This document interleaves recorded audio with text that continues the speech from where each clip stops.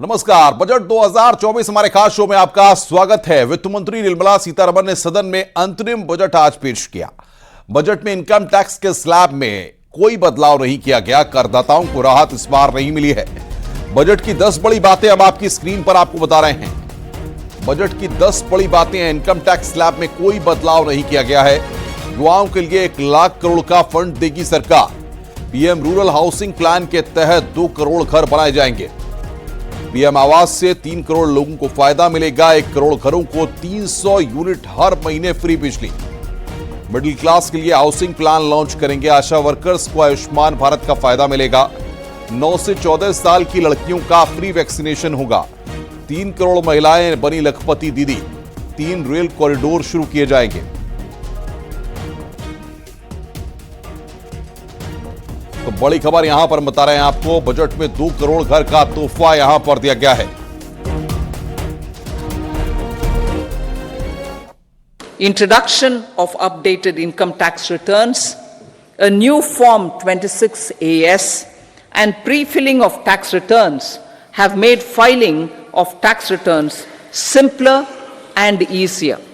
Average processing time of returns has been reduced from 93 days in the year 2013-14 to a mere 10 days this year, thereby making refunds faster.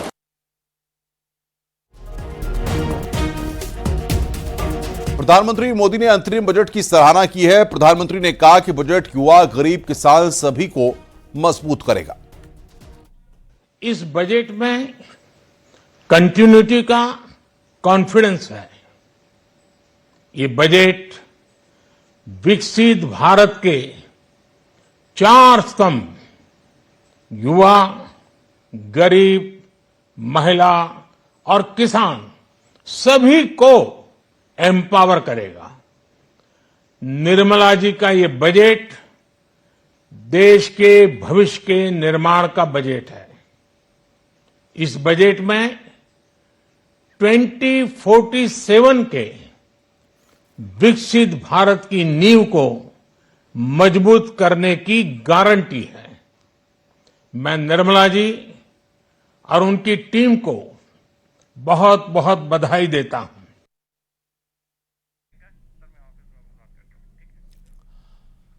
Budget को लेकर गृह मंत्री अमित शाह ने भी tweet किया। Budget को विकसित भारत का रोड मैप बताया है। बजट भाषण को पिछले 10 साल की उपलब्धि का भाषण बताया। गृह मंत्री ने पीएम मोदी और वित्त मंत्री का आभार जताया। तो सशक्त नेतृत्व के लिए पीएम का आभार जताया गया। केंद्रीय बजट पीएम नरेंद्र मोदी के 2047 तक विकसित भारत के सपने को साकार करने का रोडमैप है।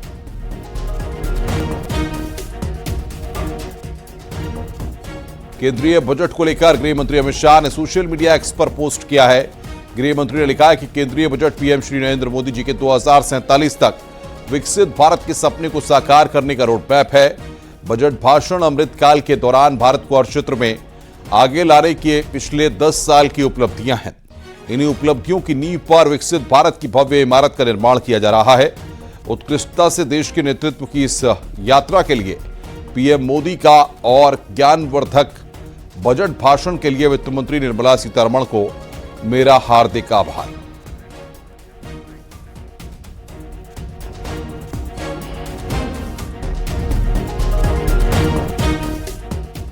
अंतरिम बजट को लेकर उत्तर प्रदेश के सीएम योगी आदित्यनाथ ने एक्स पर लिखा है कि प्रधानमंत्री मोदी के नेतृत्व में केंद्रीय वित्त मंत्री निर्मला सीतारमण ने आज अंतरिम बजट पेश किया।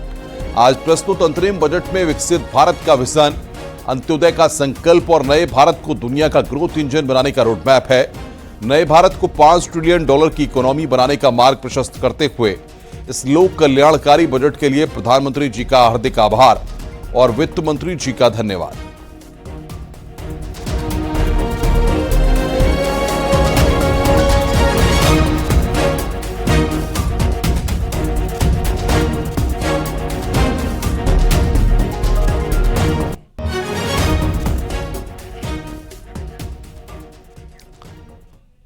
वहीं केंद्रीय मंत्री नितिन गडकरी ने बजट पर अपनी प्रतिक्रिया दी है।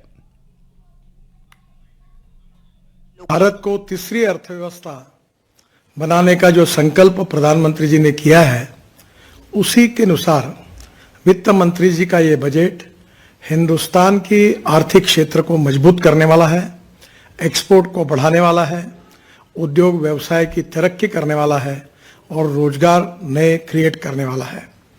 मुझे विश्वास है कि इंफ्रास्ट्रक्चर को अब जब से ज़्यादा प्रायोरिटी मिली है।